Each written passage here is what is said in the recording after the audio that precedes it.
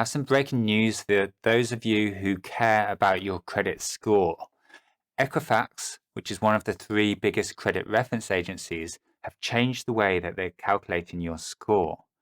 So consider subscribing and let's look into this. So, as we all know, credit scores reflect the way that you've managed your debts and your bills in the past. And your credit score is based off your credit report, which has information on all of the credit agreements that you've taken out, for example, loans, credit cards, mobile phone contracts. Now, what's caught us all by surprise is that Equifax have changed the way that they calculate your credit score based on your credit report. Before we get into what impact that has on you, let's have a look at what's changed. So this table I've put together has the previous bands and the new 2021 bands. Now, what's immediately clear from this diagram is some things are missing. So very poor, for example, does not exist in 2021. And equally, very good didn't used to exist on the previous bands, but now on the new score bands, there's an allowance for that. What's not immediately clear when looking at this data is that some of these have shifted quite significantly. So for example, poor 280 to 379 is now 0 to 438, or excellent was 466 to 700 and is now 811 to 1000. So what I've done is put this into a more clear diagram. So here you can see the previous bands at the top and the new 2021 bands at the bottom. So if you were previously very poor for the Equifax rating, you can see now that translates to you're going to be poor. You're going to be in the poor rating bands. If you were previously poor, you're either going to be poor, but you're more than likely going to be fair. You see that you land in the fair banding there. If you were previously fair, you are now good. And if you're previously good, you're probably still going to be good.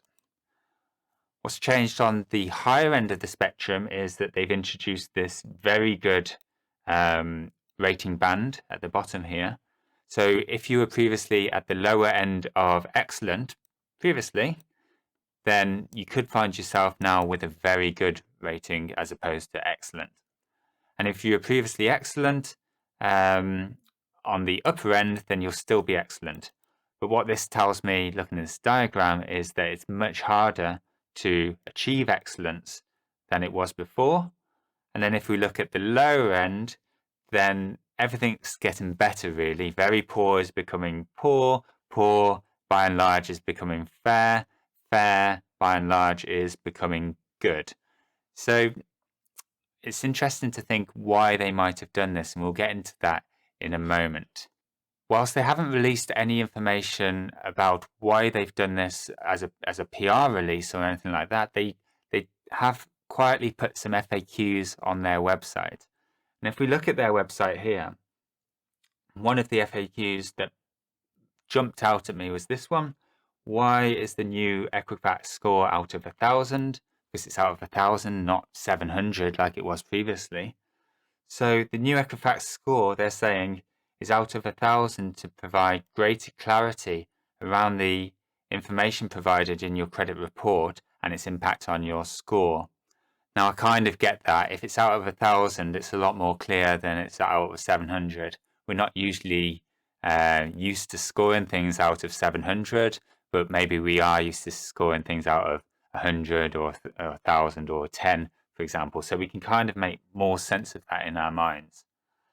And it continues, both the new and old Equifax scores use the same underlying data and use the same underlying credit report information as the credit scores Equifax provide to the lenders. So their previous maximum of 700 was an odd number, so perhaps they just wanted to make it more consumer friendly to understand. But I speculate that they've also taken this opportunity to change the labels on their credit rating bands to make customers feel better about their scores, in the hope that maybe they will start using Equifax more than their competitors like Experian and TransUnion, for example, who are the two other main competing credit reference agencies. Now, confusingly, all three of the main credit reference agencies now have different maximums. So, for example, Experian has a maximum of 999. Equifax, as we've just discussed, has now gone from 700 to 1000, and TransUnion are at 710 as a maximum. So I don't know for sure, but I reckon that Equifax and TransUnion had this internal model years ago. Some engineer or scientist probably came up with it and had a great idea of scoring it out of 700. But obviously that's not consumer friendly now. So I think they're doing the right thing by making it a more consumer friendly number. Out of 1000, or even 999 to some extent, is a lot easier to understand than scoring things out of 700. Now you might think that Experian and Equifax will have a similar score if you were to look up those scores. Now that won't always be the case because, well, a few reasons.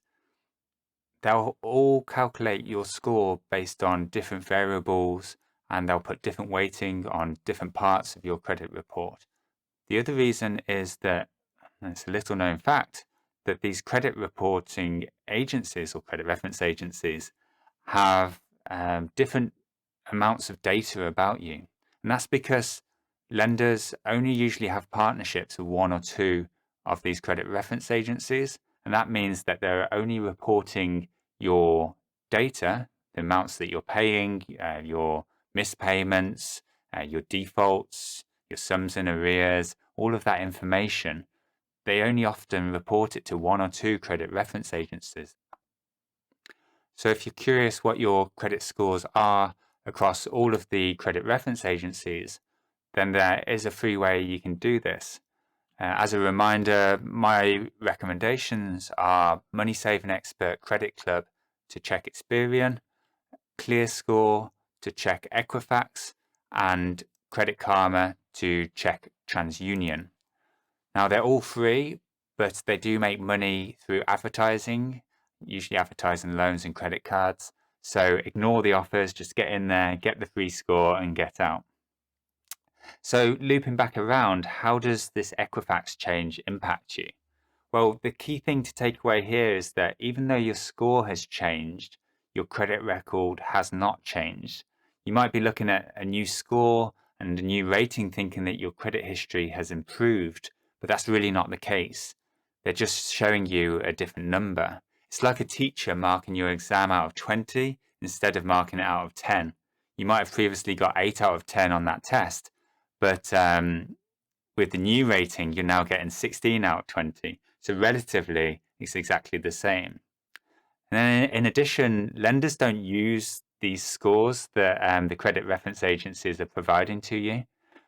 Most lenders, well, all lenders will calculate their own score using their own credit risk algorithms that is based on your full credit report. So all of the line items and all of the information that exist in your credit report. If you use ClearScore to check your credit score, then you might be impacted in the short term in the sense that the ClearScore app will show you a score out of 700 at the moment, but sometime in 2021 they're going to roll it out, so it's going to show it out of 1000. But remember again, this is just a label change. There's no impact on your credit history or your ability to get credit. If you'd like to boost your credit score, I have a video with my 5 top tips. So go click that now. I'll put a link in the description as well.